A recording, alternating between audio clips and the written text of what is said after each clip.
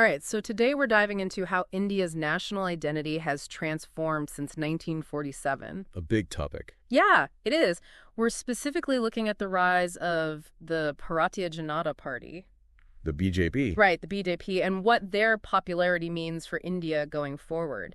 And we've got a really interesting mix of sources to help us understand. We've got academic papers, opinion pieces, even a little Wikipedia. Like a diverse reading list, Yeah. which kind of fits with India itself, right? Exactly. Very diverse. Speaking of this Girvan article, it maps out a really interesting timeline. Oh, yeah. Girvan's good. So he talks about how after independence, Congress, with Nehru, basically tried to create a national identity from scratch. Out of thin air. Yeah. I mean, imagine trying to get everyone on the same page in a place as diverse as India. So many different languages, religions, and histories.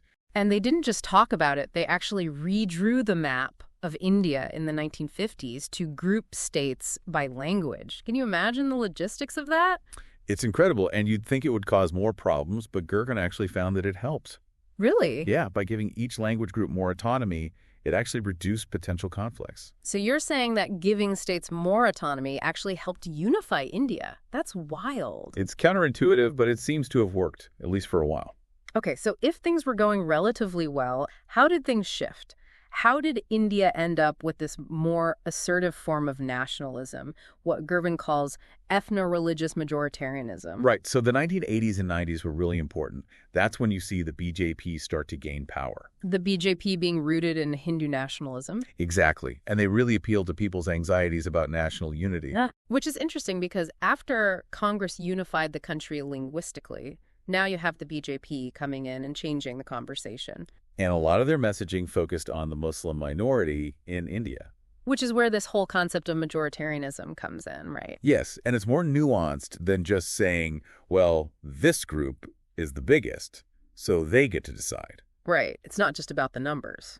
The Wikipedia article on majoritarianism really highlights that this is about a sense of entitlement, this idea that just because you're in the majority, you have more of a right to shape society, potentially at the expense of minority rights. And it made me think about that piece from the Tony Blair Institute. They connect this whole thing to populism. Oh, absolutely. That's a great point. Like groups like the BJP present themselves as giving power back to the people. But it's all about how you define the people, right? Exactly. And this headline from the Deccan Herald, it really gets at that. Majoritarianism without majority. What's that even supposed to mean? Does Modi not have the support he thinks he does? It's a very provocative question. What it suggests is that even within the Hindu majority in India, there are people who disagree with how much power the majority should have and what it really means to be Indian. So even within the majority, there are tons of different opinions. Yes, tons. It's just like you said earlier, so diverse.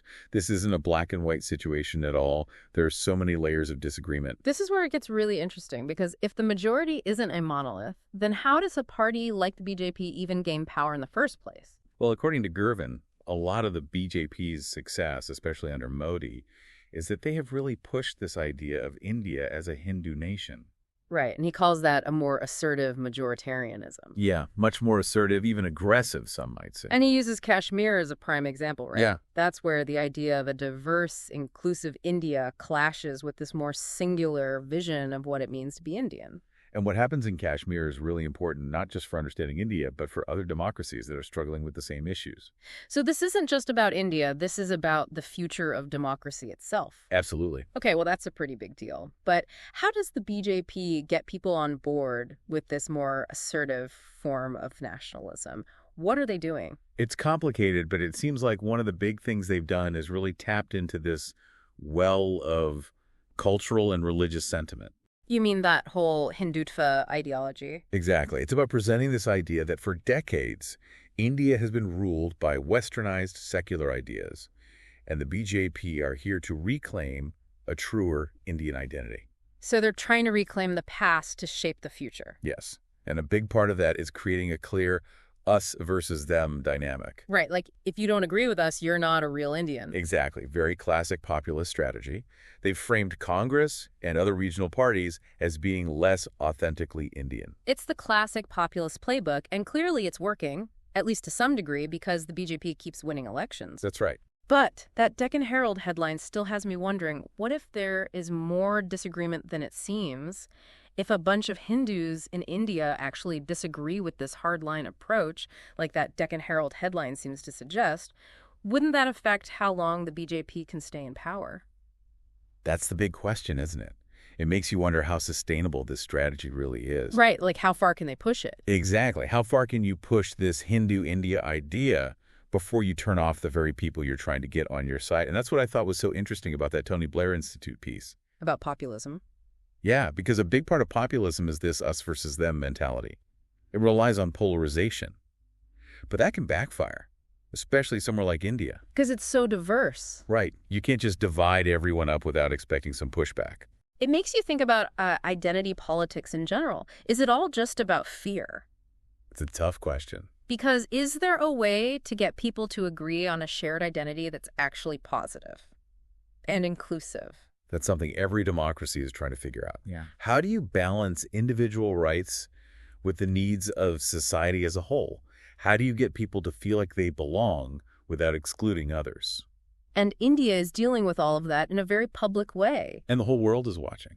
Exactly. Okay, but we've talked a lot about big ideas. What does this actually look like in people's everyday lives? What are the real-world effects of this approach to national identity? This is about more than just talk. It's having a real impact on things like citizenship and education. Think about the Citizenship Amendment Act, for example. That passed in 2019. Right. A lot of people criticize that for discriminating against Muslims. And haven't there been more instances of violence and discrimination against religious minorities in general? That's right. And we have to remember, this isn't some academic debate. These are real people's lives. Right. And even within India, there are a lot of different opinions on this. It's not just one side versus the other. It's much more complex than that. Which brings us back to that Deccan Herald headline, Majoritarianism without majority. I know, right? Like, it makes you wonder, even if the BJP keeps winning, is there this underlying tension? Could there be more pushback coming? That's the big question. And the answer will determine India's future. Will the BJP be able to hold on to power with this more aggressive form of majoritarianism? Or is India just too diverse for that to work in the long run? I don't know, but I'm very interested to see what happens. It's easy to get lost in all the details. Like we've been talking about elections and political parties and all this history. Yeah. But it's important to remember this is about actual people's lives. It absolutely is. People are really dealing with these issues. And that's what I keep coming back to with that Deccan Herald headline. Majoritarianism without majority. It's kind of scary when you think about it. What do you mean? Well, if even within a democracy, people start to disagree about what it means to belong, what holds the whole thing together.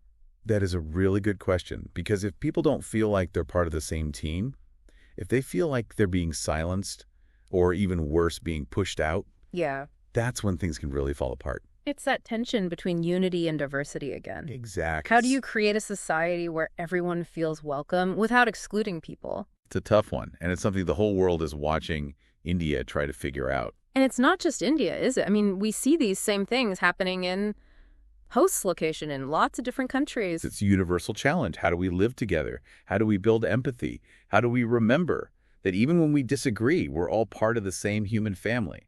That's a great point to end on. So to everyone listening, as we see these challenges playing out in India and around the world, what can we learn and what can we each do to make the world a more inclusive and just place for everyone?